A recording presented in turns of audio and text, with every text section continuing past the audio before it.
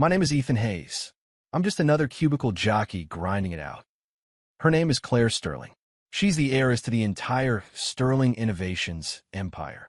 Our lives were supposed to be like two separate subway lines, running parallel but never touching. Then she cornered me by the coffee machine. "Ethan," she said, "you're not getting away." I seriously don't get it. What in the world does she see in me? Now the entire office thinks I'm some kind of freeloader. But damn, her cooking is actually incredible. 7:30 in the morning. I was crammed into a car on the link light rail. The air was as thick and stale as a sealed can. The guy in front of me had a backpack digging into my spine. I couldn't move an inch.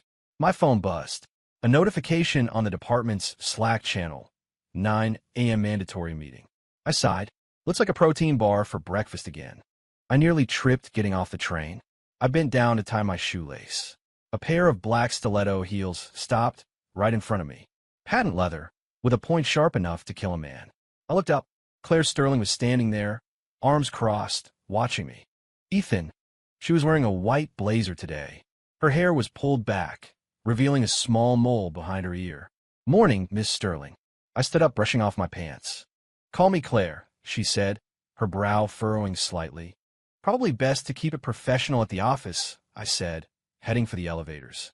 The sharp click-clack of her heels followed me. "You skipped dinner again last night." "How would you know that? Your name wasn't on the list for late-night meal orders from admin." I had ramen. The elevator doors reflected her shadow as she stepped closer. She suddenly reached out and tugged on my tie. "Your tie is crooked." Her cool fingertips brushed against the top button of my shirt. I instinctively flinched back. "I can get it. What are you dodging for?" She leaned in closer. Her perfume filled my senses. It wasn't sweet or floral. It smelled like pine needles after the first snow. "Ms. Sterling, there are cameras in the elevator." "So," she said, raising an eyebrow. "Let them watch." "Watch the heiress harass one of her employees?" "You harassed me first. When have I ever? Your existence is harassment enough." Ding! The elevator arrived. She strode out ahead of me, then glanced back. "You're coming with me to a client meeting this afternoon." My desk is tucked away in the furthest corner of the R&D department. The moment I booted up my computer, the internal line rang. "Coffee." She hung up before I could even respond. Not even a please. I ran into Dave from project management in the break room. He gave me a knowing wink. "Another coffee run for the boss?"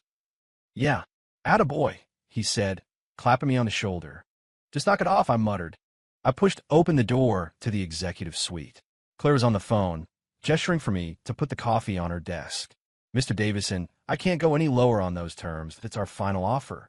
She tapped her fingers on the polished wood. I set the mug down and turned to leave. She grabbed my wrist. Her grip was surprisingly strong. "All right. Yes, that's settled then." She hung up, but didn't let go of my wrist. "I forwarded you the file for this afternoon's client." "I saw it. Don't wear that shirt." "What's wrong with it?" "The color looks like a dish rag." She finally released me, leaving a faint red mark on my skin. "Meet me in the parking garage at 3. I have to finish the test reports first." "Give him to Kevin." "That's my job." "Your job is now to be with me." She picked up the coffee and took a sip. "Too much sugar." "I'll remember for next time." "Don't," she said, looking up at me. "As long as you're the one who makes it, it's fine." I was eating in the cafeteria at lunch when my colleague Leo slid into the seat across from me. "Heard you're heading out with Miss Sterling this afternoon." "Yeah."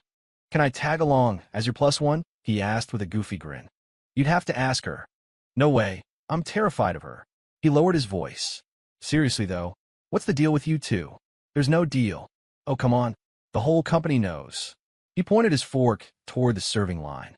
"Hey, look, they have the good short rib tacos today." "So?" "Miss Sterling mentioned last week that the cafeteria food needed a serious upgrade." "Coincidence.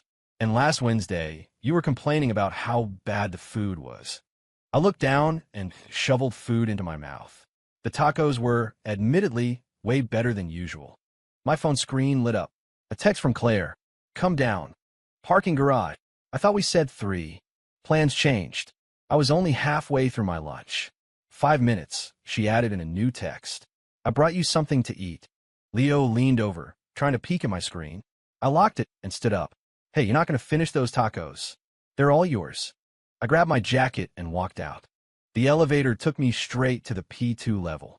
Her black sedan was waiting, hazard lights flashing. I opened the passenger door. A paper bag was sitting on the seat.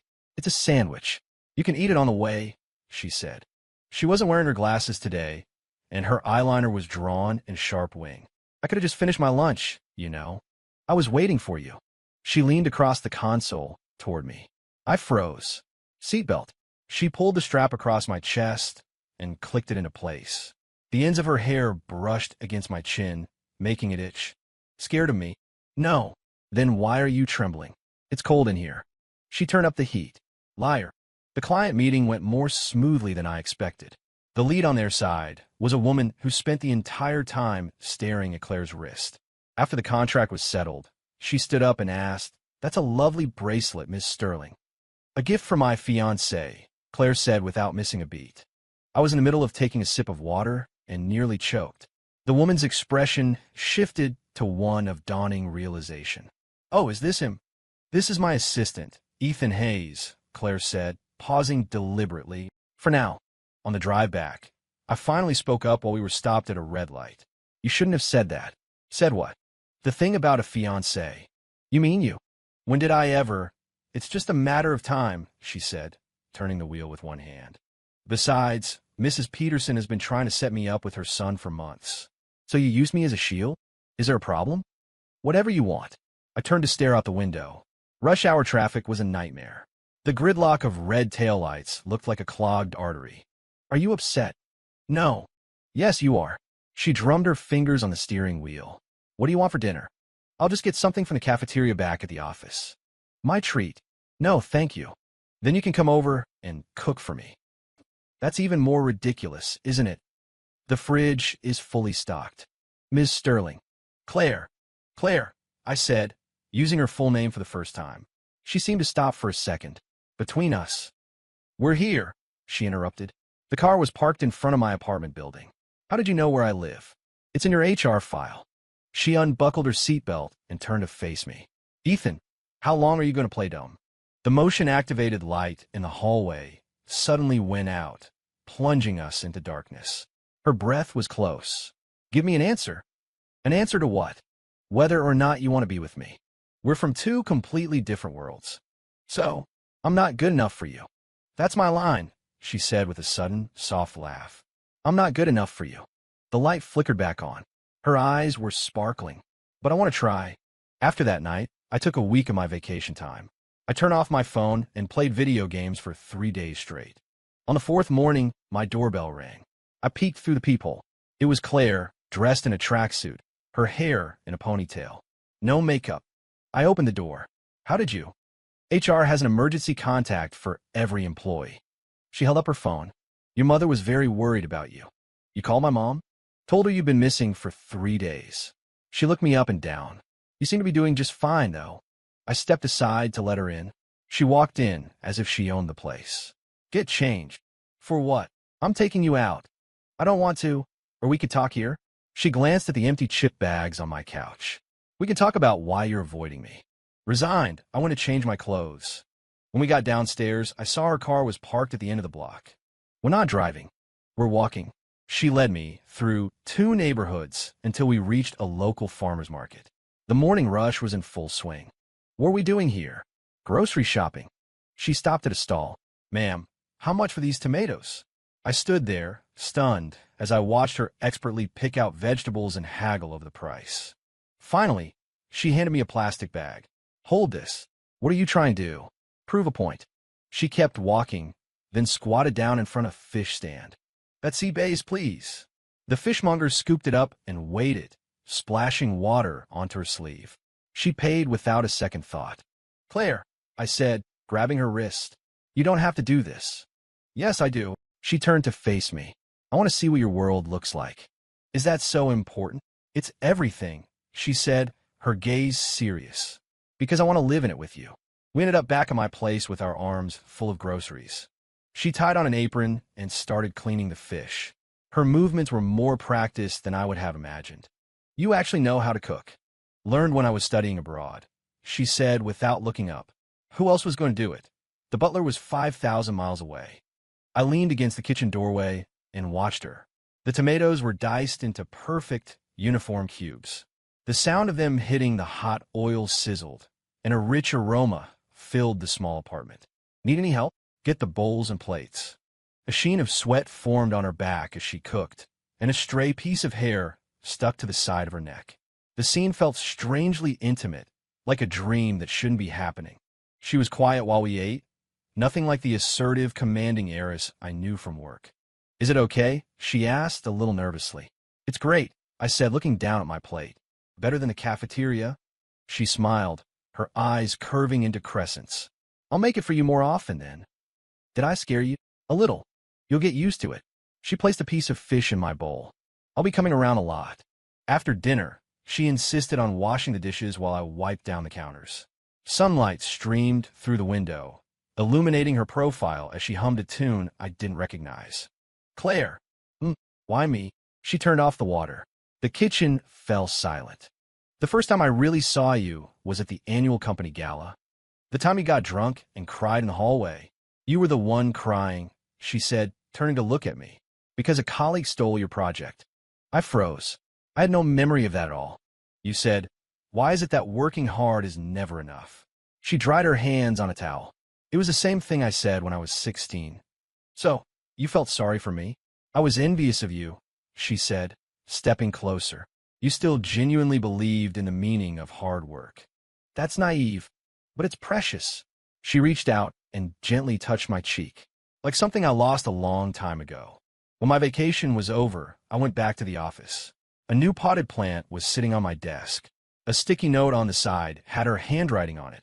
Don't forget to water it. Leo wheeled his chair over. Miss Sterling brought that over herself. Oh, you two make up. We weren't fighting. The whole world knows, but you. He lowered his voice. She was in a terrible mood while you were gone last week. She's always like that. No, this was different, he said, shaking his head. She threw her mug during a meeting. Was there a problem with the project? It was because someone asked why you took a week off. The internal line rang, right on cue. I picked it up. My office. Now, she hung up. In the executive suite, she was signing documents. Without looking up, she tossed a folder in my direction. New project. You're in charge. I opened it. It was the company's flagship Smart City initiative. This should be handled by project management. You're a better fit. She finally looked up. You're getting a 30% raise. I'm not trying to negotiate. I know. She put down her pen. I want to give you better. People will talk. Let them. She stood up and walked over to me. You deserve this. You don't even know me. Yes, I do. She pulled a notebook from her desk drawer and opened it. It was filled with handwritten notes. Ethan Hayes, 25, graduate of Northwood Tech. Like sweets but not chocolate. Takes his coffee with 2 sugars. Left knee aches when it rains because of a basketball injury in college. Tends to fall asleep during movies but always insists on seeing the ending. She closed the notebook. Is that enough? You've been investigating me. I've been paying attention to you, she said, her gaze steady. Remembering every little thing you say. The kickoff meeting for the new project went well, except for the fact that the head of project management, Mr. Peterson, looked sour the entire time. He cornered me after the meeting. Listen, Ethan, a young guy like you needs to stay grounded. Is there something I can help you with, Mr. Peterson? Don't get a big head just because you have someone powerful backing you up. Claire's voice came from behind us. The sound of her heels echoed on the tile floor. Mr. Peterson, do you have a problem with my people? Ms. Sterling, this project has always been under project management. It's under R&D now, she said, coming to stand beside me. Is that a problem? Mr. Peterson mumbled an excuse and walked away. I turned to look at her. You didn't have to do that. Yes, I did. She pressed the elevator button. I won't let anyone look down on you. I can handle myself. I know. She stepped into the elevator. But I want to be on your side. It started raining as we were leaving work. I was standing in the lobby, fumbling in my pockets, when I realized I'd left my umbrella in the office. I'll give you a ride. It was Claire. She was holding a large umbrella. I could just call an Uber. It's on my way. She opened the umbrella, tilting the black canopy to cover me. It was a 10-minute walk to the light rail station. We walked in silence. By the time I got there, my shoulder was soaked. Her entire right sleeve was dripping wet. Thanks, Ethan, she called out as I was about to leave. Do you remember the first time we met? At the company gala? Even earlier. Her voice was soft over the sound of the rain. At Northwood Tech's centennial celebration. I was there representing the company. You were the student representative giving the speech. I stammered when I was talking about the ethics of artificial intelligence. I froze. The memory was a blur. Your face was bright red, but you finished the speech, she said with a small smile. Just like you are now. I didn't even see you. I was in the third row, she said, brushing a raindrop off my shoulder. I've been watching you ever since. The project hit a major snag. After a solid week of overtime, the team's morale was at an all-time low. It was 10 p.m. on a Friday, and I was the only one left in the office. The test data had failed for the 5th time. I ran my hands through my hair in frustration. Eat first. A thermal container was placed on my desk. I hadn't even heard Claire come in. What are you doing up here? Security told me the lights in R&D were still on. She opened the container. It was chicken noodle soup. You made this. MHM. She pulled up a chair and sat down. Drink it. We can talk after. The soup was still warm. Is it about the project? She asked. No, I said, putting down the spoon. I want to solve this myself. All right. She picked up one of my scratch pads and looked over my notes. There's a problem with your algorithm here. She pointed to a line of code. The law of diminishing returns. You're forgetting to account for variable interaction. I stared at her. You understand this stuff. My master's is in applied mathematics from Columbia, she said with a raised eyebrow. How else do you think I run this company? I'm sorry. Don't be. She took a pen and started scribbling calculations on the paper. Her profile was intensely focused in the glow of a desk lamp. Try this model. I watched as she filled half a page with derivations. I suddenly felt ridiculous. I had no idea you were this brilliant. You're just figuring that out now, she said without looking up. It's fine, though. We have a lifetime to learn about each other. After we fixed the model, the project moved forward smoothly. The celebration dinner was held at a revolving restaurant downtown. I wasn't planning on going, but Claire cornered me in the parking garage. You have to be there, she said. She was wearing a champagne-colored dress. You were the project lead. I didn't bring a suit. I brought one for you. She opened her trunk. A suit bag was hanging inside. The fit was perfect. At the dinner, she drank more than usual, toasting every member of the team. When she got to me, her fingertips were warm as they brushed against mine. You worked hard. Her eyes were shining. You were the one who guided us. You were the one who earned it, she whispered, leaning closer. Mr. Peterson was just singing your praises. What did he say? He said that Ethan Kidd really knows his stuff. She smiled as if she were the one being complimented. I'm so happy. By the end of the night, she was clearly drunk. I drove her home. The car was parked in front of her condo building. She leaned against the window, not moving. Claire, we're here. Don't want to move. She had her eyes closed. You have to carry me upstairs. I don't think that's a good idea. It's on the 3rd floor, and there's no elevator. She opened her eyes, and my feet hurt. In the end, I carried her. She was surprisingly light. Her hair tickled my ear. Ethan, yeah. Are you happy today? It was all right. I'm very happy. Her voice was sleepy. Happier than when you get an award. 100 times happier than when I get an award. The motion-activated lights in the stairwell turned on as we went up. Because this is something you earned with your own ability. No one could ever look down on you again. I set her down at her front door. She fumbled for her keys. Want some water? No, I'm good. I turned to leave. She grabbed my sleeve. Wait. She opened the door, disappeared inside, and came back with a small box of hangover pills. For you. I didn't drink. You'll have a headache tomorrow, she insisted, pressing them into my hand. It's for prevention. I took the box. Thanks. I should be thanking you. She leaned against the doorframe, smiling. Good night, Ethan. Before the Monday morning meeting, Mr. Peterson made a point of coming over to my desk. Ethan, I underestimated you, he said, patting my shoulder. You're the real deal. I gave him a polite smile. He lowered his voice. Ms. Sterling really values you. It's all about the project. It's more than the project, he said meaningfully. She got into a huge fight for you at the board meeting last week. What? Someone said you were too inexperienced for the role. She threw the quarterly report right on the table. I was stunned. She hadn't mentioned a word about it. After the meeting, I went to her office. She was looking over a file. Something wrong? Why didn't you tell me about the board meeting? Her pen stopped moving. Who told you? So it's true. It's not a big deal. She went back to signing her name. They're just used to judging people by seniority. But you shouldn't have to fight my battles. I decide what I should and shouldn't do, she said, cutting me off. You just need to keep doing what you're doing. Claire. It was the first time I'd used her first name so directly in the office. I'm not a kid who needs your protection. I know. She put down her pen. But I want to do these things for you. Why? Because. She started coughing, her face turning red. I instinctively handed her a glass of water. Her fingers were trembling when she took it. Because I like you, okay? The glass made a dull thud as she set it back on the desk. Okay, I heard myself say. But next time, take me with you. What? To the fight, I said, looking her straight in the eye. Take me with you. She stared at me. Then a slow smile spread across her face. All right. The project management department invited R&D for a joint team-building event. A beach barbecue. By the time I arrived, Claire was already there, grilling corn. She was wearing a white t-shirt and denim shorts, looking like a college student. Ms. Sterling is grilling her own food. Jenna, one of the assistants from PM, whispered in awe. Pigs must be flying. I grabbed a bottle of water and walked over to her. Here.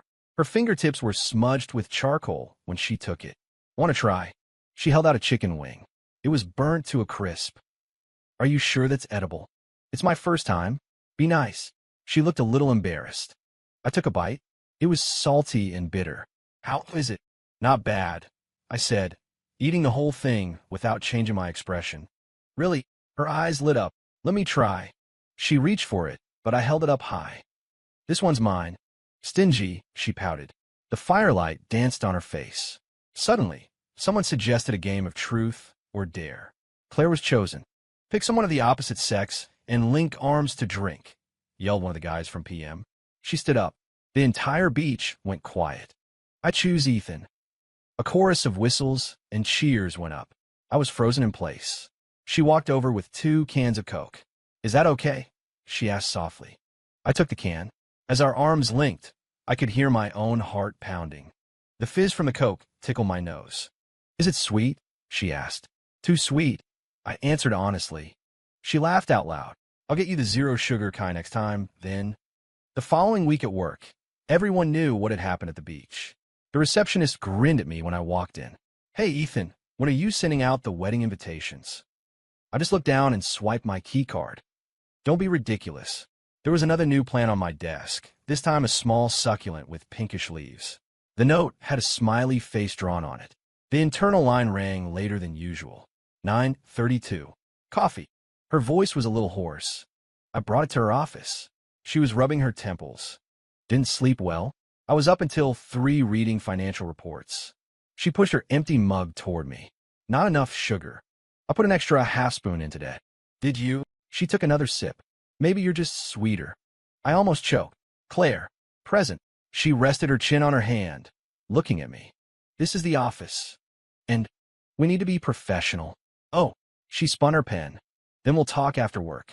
Project management sent over a new set of requirements, and I spent the rest of the morning buried in code. My phone vibrated. It was a picture from her. A bento box with a heart-shaped fried egg. The caption read, "Practice run." I sent back a question mark. Are you in the company kitchen? MHM. Did you give the admin staff a heart attack? They're very adaptable. 5 minutes later, another text came through. I burn it. It was followed by a picture of a blackened egg. I couldn't help but laugh. Leo leaned over from his desk. What's so funny? Nothing. I locked my phone. Is your code done? Sheesh, so secretive. Right before quitting time on Friday, the power went out. The entire building was plunged into darkness, save for the green glow of the emergency lights. My colleagues started packing up their things. I did a final check on the server room before heading out. The emergency stairwell was packed with people, their flashlight beams dancing everywhere. Someone grabbed my arm at the landing. A familiar voice, very close. Don't make a sound. It was Claire. She pulled me through a door behind the stairwell. It was a janitor's closet, filled with cleaning supplies. The space was so small we could barely turn around. What are you doing here? Waiting for you. Her breath was warm on my neck. A power outage is the perfect cover. What if someone sees us? They won't, she interrupted, unless you scream for help. I could hear my colleagues talking just outside the door. Leo was complaining. I bet someone in R&D plugged in something they shouldn't have again. I stood there, not daring to move. She let out a low laugh. Your heart is beating so fast. Stop messing around. I'm not. Her fingertips traced the second button on my shirt. I just wanted to see what it felt like to have a secret affair, when not having an affair. So we can go public now, she asked, pretending to open the door. I quickly grabbed her hand. Don't. Coward. She rested her head on my shoulder. Then we'll just have to keep it a secret. The footsteps faded away. The emergency light flickered and died, leaving us in total darkness. She gently kissed my chin. Got you. When the power came back on, she sent a company-wide email. Mandatory employee health checks next Monday. It included a VIP package at a private hospital.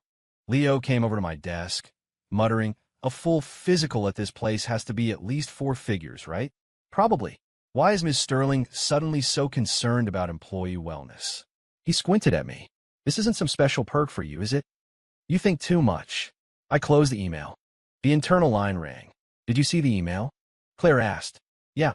For your last test, choose the men's health specialist. Why? I need to make sure my future son-in-law is in good health. I nearly dropped the phone. Claire, I'm kidding, she said, her voice full of laughter. But it wouldn't be a problem if you actually did. On Monday, the clinic was packed. A nurse called my name. I walked into the exam room and saw a familiar face in a white coat. Claire was sitting at the doctor's desk with a stethoscope around her neck. I think you're in the wrong place, Doc. Today, I'm Ethan's exclusive physician. She patted her lap. Come on, tell me where it hurts. My heart rate gets irregular whenever I see you. We'll have to do an in-depth examination then. She picked up a tongue depressor. Open up and say, I took a step back. This is against the rules. I donated an MRI machine. She took off the stethoscope. This entire floor is mine for the day. Footsteps echoed in the hallway. She quickly shoved a piece of paper into my hand. A sequel to Truth or Dare. I walked out clutching the note. I unfolded it and saw a single line of tiny script. Want to try playing sick at my place tonight? 16 before the project's Phase 2 kickoff meeting. She sent me a video call in the middle of the night. Her camera was pointed at her computer screen. Is this parameter set correctly? I rubbed my eyes and sat up. You want to talk about work at 2 in the morning? I can't sleep. She turned the camera around, revealing a coffee table covered in documents. I get anxious thinking about you and Mr. Peterson competing for the lead position. You don't have faith in me. I don't have faith in them. She chewed on the end of her pen. That bore of old fossils. Claire, I cut her off. I can handle it. She was silent for a moment. I know. Then stop working and go to bed. Just 2 more pages. She leaned closer to the camera. How about you sing me a lullaby? I hung up. 3 seconds later, she sent a crying emoji. The text read, heartless.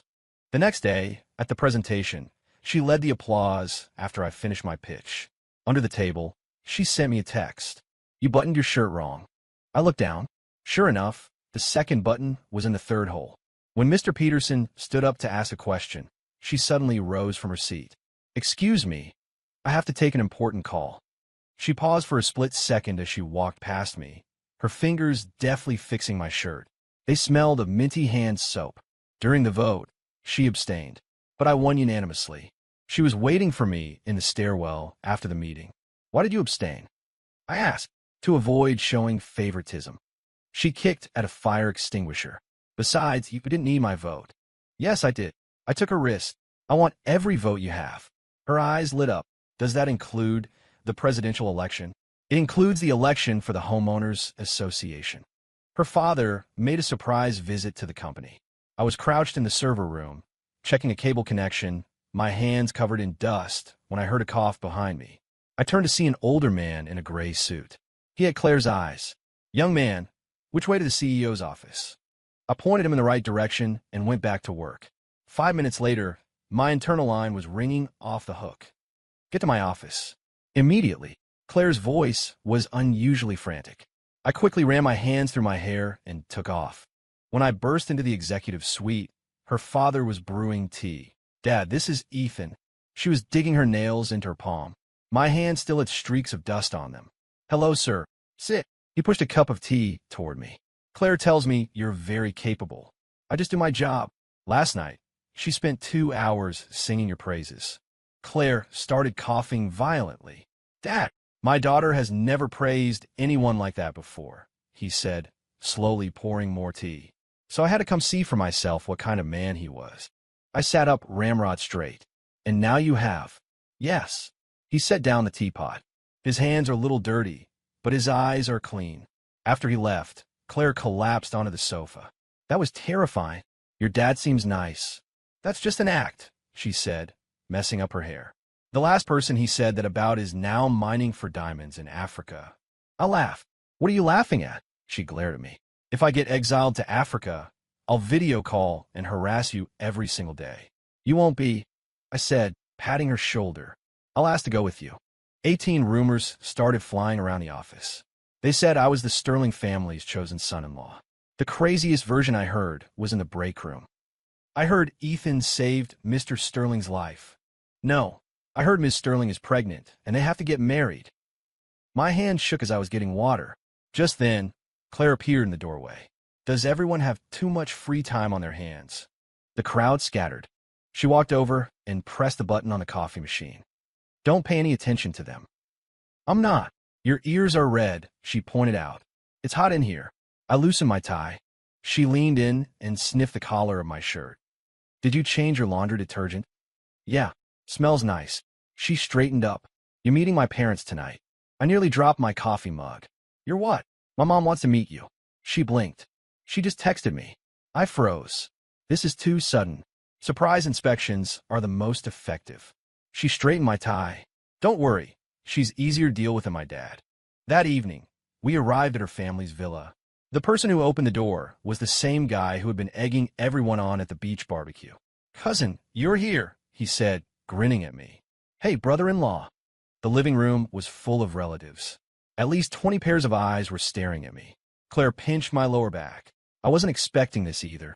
Her aunt enthusiastically handed me an orange. So, Ethan, when's the big day? Her great-aunt hobbled over with a cane and asked for my birth date and time. But the most terrifying was her mother, who just smiled at me the entire time without saying a word. As we were leaving, she finally spoke. Claire mentioned you like braised short ribs. She handed me a thermal container. Next time you come, let me know in advance. I'll make a fresh batch. In a car on the way back, I opened the container. It was piled high with ribs. Claire leaned over and snagged a piece. You passed. That's it. My mom said. She started, imitating a gentle voice. A boy who is willing to fall for you won't be a bad person. I paused. How did she know about that? You fractured your leg playing soccer your junior year, but still went to your part-time job. She took my left hand. You have 3 stitches here on your ring finger. The streetlights flashed across her smiling face. I see you. They all see you too. 19 The project team's next outing was to a hot spring resort. I was trying to come up with an excuse not to go, but Claire sent out a company-wide memo. Attendance is mandatory and will be factored into your performance reviews. In the changing room, Leo was gossiping again. I heard Ms. Sterling is bringing her fiancé today. I started coughing. Who told you that? The girls in admin, he said with a wink. They said there's going to be a proposal. The outdoor spring was steamy. I tried to hide in the furthest pool until I heard a familiar laugh. Claire walked over, wrapped in a towel. Behind her was... I squinted, then did a double take. She had brought my dad with her. My dad was shyly standing there in a pair of swim trunks. Claire said the hot springs here are good for my arthritis. I quickly went over. Dad, what are you doing here? I picked your father up, Claire said with a cheerful smile. We had a nice chat about your childhood. My scalp tingled. What did you talk about? Like how you wet the bed until you were 6, my dad said, selling me out without hesitation.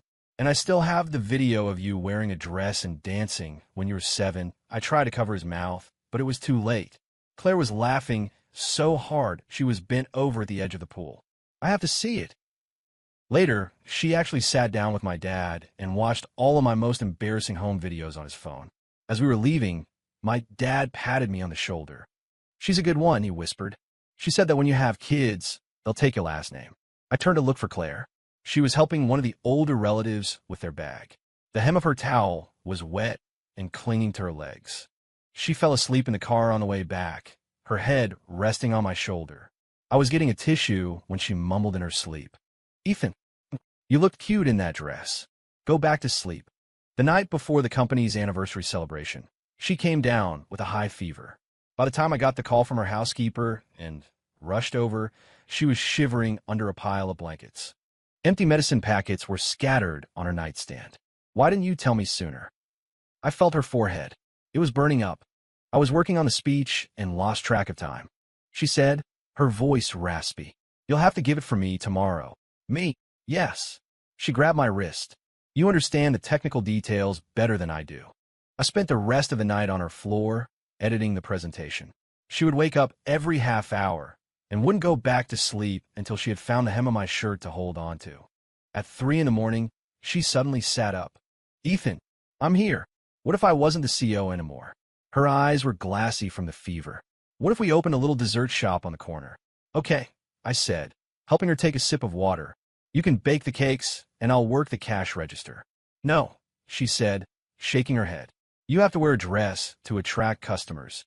You're delirious." I gently pushed her back down. She started to cry.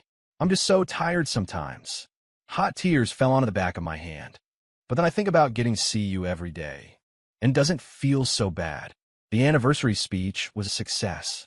As I walked off stage to a round of applause, my phone lit up. She had sent me a screenshot from the TV in her hospital room. It was a picture of me bowing. The caption read, "So handsome I want to check out right now and get married." I texted back, "Wait until your fever breaks." 3 seconds later, she sent a picture of a thermometer. 99 F. "Fever's gone. Meet me at the courthouse." After she recovered, she started taking baking classes. Every day, she would bring her experiments to the R&D department. They ranged from burnt cookies to questionable-looking macarons. Leo came to me, practically in tears. "You have to do something about your fiancé. This thing she gave us today tastes like cement." I had no choice but to go to her office to negotiate. "Can you please find a new hobby?" "Like what?" she asked, holding an egg beater. "Flower arranging? Tea ceremonies? Raising reptiles? Something less hazardous." She put down her tools. "But you said you wanted to open a dessert shop." I froze. "You were running a fever, but you were serious," she said, wiping a smudge of flour from her cheek. "The look in your eyes when you said, 'You bake the cakes and I'll work the cash register,' was so gentle." I was defeated. "Fine, but from now on, I'm the only taste tester." The day she finally baked an edible cake, the entire company breathed a sigh of relief. The frosting was a little lopsided, but it spelled out property of Ethan. Leo tried to sneak a piece, but she slapped his hand away. "This is for my future husband." As she was cutting the cake, she whispered, "It's not too late to back out now." I took a huge bite. It was sickeningly sweet. Too much sugar. "I'll work on it." "Don't," I said, licking the frosting from the corner of my mouth. "As long as you're the one who makes it, it's perfect." The weeks leading up to the end-of-year board meeting were chaotic. She slept at the office for a week straight.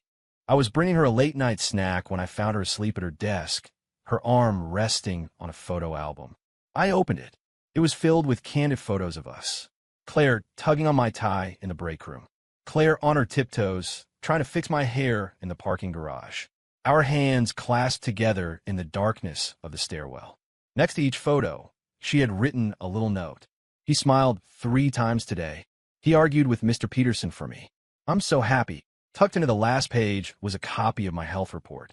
Next to my EKG results, she had drawn a heart. The note said, "Illegal parking."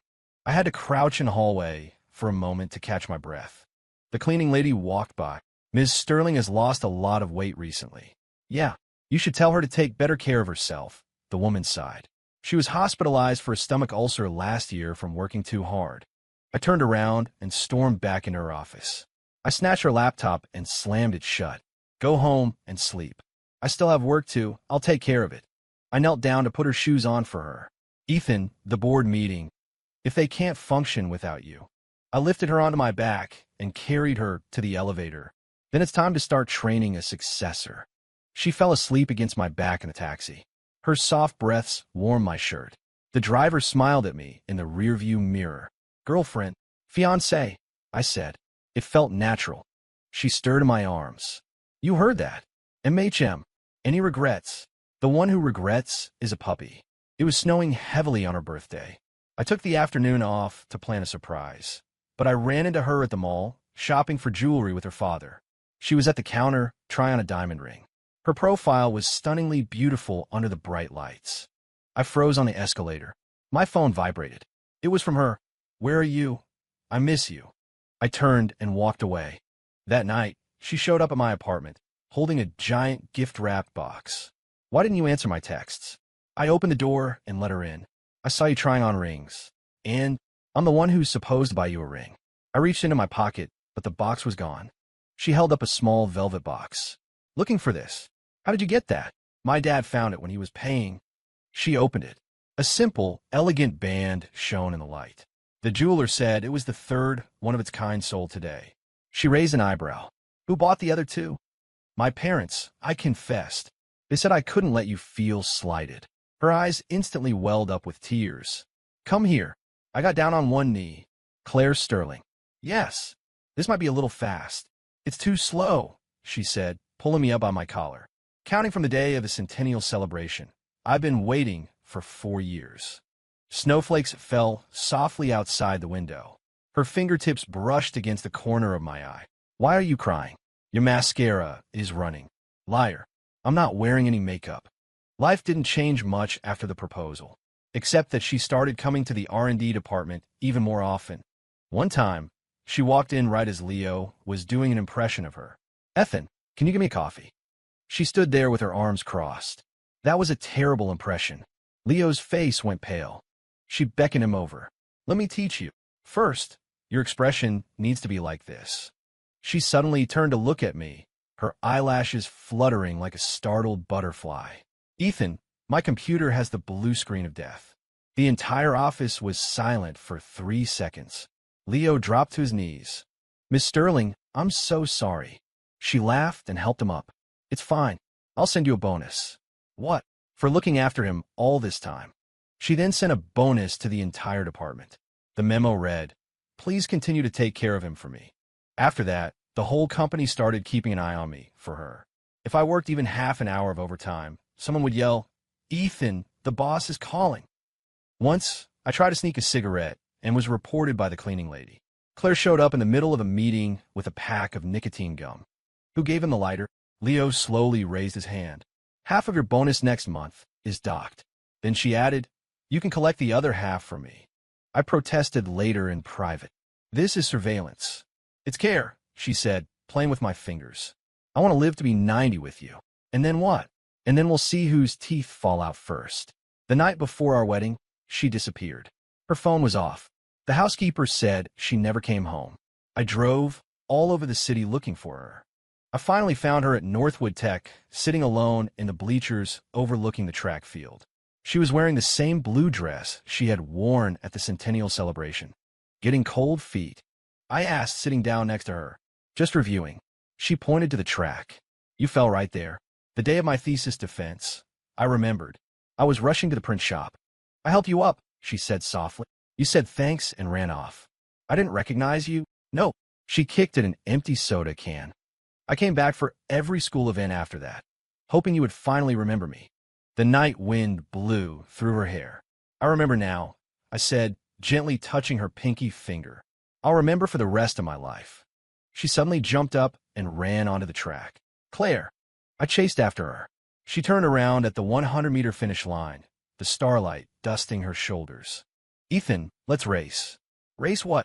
To see who can get to the courthouse first, she paused. But you're already there. I pulled her into a hug, my heart pounding like a drum. I couldn't tell if it was hers or mine. I want to take pictures here tomorrow, she said, pointing to the starting line. You're going to run 100 meters in a wedding dress. MHM.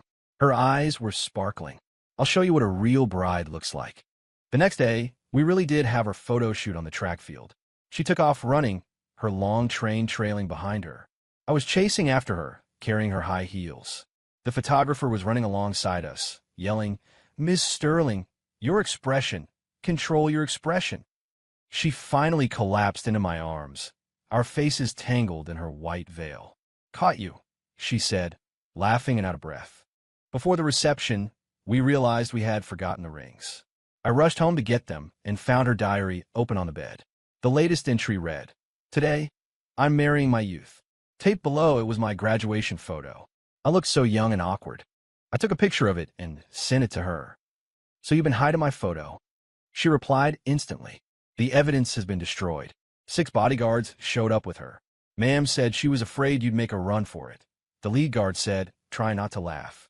I handed him the new diamond ring I had bought. "Tell her I surrender." At the wedding, her father gave a speech. When Claire was 6, she said she wanted to marry a scientist. The scientist is gone now. He glared at me. So she's settling for some IT guy. The whole room erupted in laughter. She grabbed the microphone. "IT is the future," she declared, wrapping her arms around my neck. "And besides, he looks better in a dress than I do." The giant screen behind us actually started to play the video. As I covered my face in my hands, she kissed my knuckles. "I'm kidding. I didn't play it." "Then where's the video?" "I burned it," she said with a wink. "Just kidding. It's locked in the safe." We couldn't agree on a honeymoon destination. She wanted to see the northern lights in Iceland. I wanted to eat dim sum in New Orleans. We compromised and went to Aspen. We ended up getting snowed in at our cabin. She was wrapped in a blanket, typing away on her laptop. "The board is going to kill me. They'll understand. We're newlyweds," I said, making her a cup of instant noodles. She looked up suddenly. "This is actually better. More than seeing the northern lights," she said, snuggling up to me. "I wanted to see the look on your face when you were worried about me." That night, the power went out. We lit candles and played cat's cradle. Her fingers were clumsy, and she kept messing it up. "You're cheating." "Claire, this is a matter of intelligence." I showed her the correct way. She suddenly lunged forward, trapping both of our wrists in the string. "Now you're tied up," she said triumphantly. "You can't escape." Her face was soft in the candlelight. I leaned in and kissed her. I stopped trying to escape a long time ago. After the snow stopped, we went to see the ice sculptures. She insisted on taking a picture in front of a giant ice angel. "They say that wishes made here come true." "What did you wish for?" "For you to be my assistant forever." "I'm your husband now." "And my assistant," she said, stuffing a handful of snow down my collar. "It's a lifetime appointment. You're not allowed to resign." On our first day back at the office, the receptionist shouted, "Congratulations on your wedding." The entire staff lined the hallway, throwing confetti at us. Claire waved regally. The second the elevator doors closed, she grabbed my tie. "You leaked this. My parents have been telling everyone in their neighborhood." I said helplessly. "The entire industry knows by now." Sure enough, my inbox was flooded with congratulatory emails. The best one was from Mr. Peterson. He sent a life-size statue of the Venus de Milo. The note read, "Hope you have a fruitful marriage soon." Claire just laughed and called him. "Dave, come get your project bonus." During our lunch break, she pulled me up to the roof. "I have a gift for you. The dress, the ring, the honeymoon, those don't count." She pointed to the building across the street. Next to the newly installed sign for Sterling Innovations was a smaller line of text. "The Ethan Hayes Research Center." I stood there, speechless. "You poached the entire R&D lab from North Tech. The contracts were signed yesterday." She leaned against me. "You're the director now. Isn't this an abuse of power? It's an acquisition of talent through marriage." She was completely unapologetic. "Besides, you're worth it." The wind blew her hair across her face. "Go change the world, Ethan." "And then what?" "And then come home and eat the cake I baked for you." While the research center was being set up, a pregnancy test report appeared on my desk. A sticky note was attached, suspected positive. I sprinted to her office. She was in the middle of a video conference. "Yes, we'll begin production in the 3rd quarter." She saw me and raised an eyebrow, mouthing the word, "Calm down." I waited for 10 agonizing minutes. She finally ended the call and opened her arms. "Come here." I gently hugged her. "What did you find out?" "This morning." She rested a hand on her stomach. "The doctor said the due date is around cherry blossom season next year." "Are you feeling okay?" "Just hungry all the time," she said, rummaging through her desk drawer. "And these morning sickness crackers taste awful." I knelt down and pressed my ear to her belly. "It's too early to hear anything." "What if the baby is impatient like you?" she said, ruffling my hair. "I've already thought of names." "Oh yeah, if it's a girl, we'll name her Aurora." She traced the letters on the palm of my hand. It is both Dawn and us in it. And if it's a boy, Sterling Jr., be serious. She laughed and dodged my hand. Just kidding. We'll name him Miles. The evening light filled the room. She whispered, I'm actually scared. Of what? I'm scared I won't be as good a mother as my mom was. I held her hand tightly. You'll be the best mother. How do you know? Because you chose me. What kind of reason is that? The best kind. At 3 months pregnant, she insisted on bringing me lunch every day. She would walk through the lab in a radiation-proof apron. A new intern once called her ma'am. She smiled and answered him politely, then immediately texted me. Dock his pay. I brought her a strawberry shortcake to appease her. She was standing in front of a mirror, lifting her shirt. Am I getting fat? The baby is growing. I came up behind her and listened. Did they move today? A little, when I was talking to you. She took my hand and placed it on her belly. Maybe they recognized their dad's voice. At the 4 checkup, we found out we were having twins. She sat in the waiting room, her face completely blank. Ethan, I'm here. It's not too late to run. I'm not running. Do we have enough money for diapers? I took on a freelance project. I showed her my bank account balance. She carefully counted the zeros. Wow, it's actually enough. So don't worry. Who's worried? She turned her head. I was just thinking about whether we need a bigger house. On the way home, she suddenly pulled over, pointed to a real estate billboard. Want to check out that penthouse duplex? Right now, I heard pregnant women get a discount. She patted her belly. We'll bring them along to help us bargain. We ended up buying a house with a rooftop terrace. She spent hours poring over the blueprints, drawing out the nursery. The cribs go here, the toys go here. Aren't you going to leave room for a study? Of course. She circled the largest room. For you to tutor your students. I haven't agreed to teach. You will, she said, drawing a heart. I've even written your speech for when you turn 60. The day the babies were born, it was raining. I held her hand through the entire delivery. She bit down on my arm and didn't make a sound. The nurse laughed and said she'd never seen such a quiet mother. Our twin daughters came out first. Our son was 7 minutes behind them. When the 3 tiny, wrinkled bundles were placed on her chest, she finally started to cry. They're as ugly as little monkeys. They'll look like you when they grow up, I said, wiping her tears. That would be a disaster, she sobbed. I hope they have your eyes. When we left the hospital, the entire company was there to greet us. She sat in a wheelchair, directing traffic. The flowers go on the left. The banner needs to be higher. Mr. Peterson led the chant. All hail Miss Sterling, the mother of dragons. We got home and found that the terrace had been transformed into a garden. Both her parents and my parents were there. The table was piled high with gifts. The biggest box was addressed to our hero. Inside was a stock transfer agreement for the company. Her father clapped me on the back. It's your turn to carry the load now, son. Late that night, everything was finally quiet. 3 little faces were sleeping soundly in their cribs. She leaned against me, sipping chicken soup. I made a wish, you know, back at the Ice Angel. MHM. She put down the bowl. I wish that you would be in all of my tomorrows. That's not too greedy. And she touched my wedding ring. That you would find me in the next life, too. Deal. I kissed the back of her hand. Pinky swear. Outside, the moon was full and bright.